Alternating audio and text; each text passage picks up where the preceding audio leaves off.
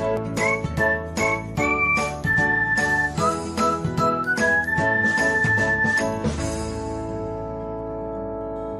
everyone, welcome back to another episode of Technologyglance.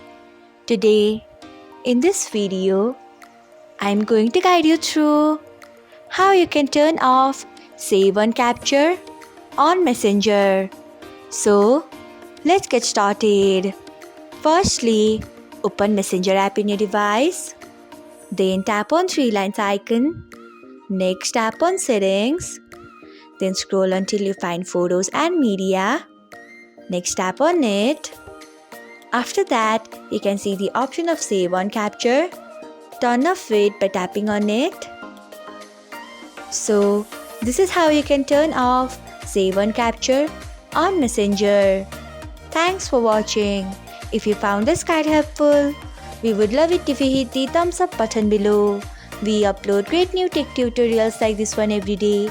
So, do not forget to subscribe to our channel and hit the bell icon so that you'll never miss another update.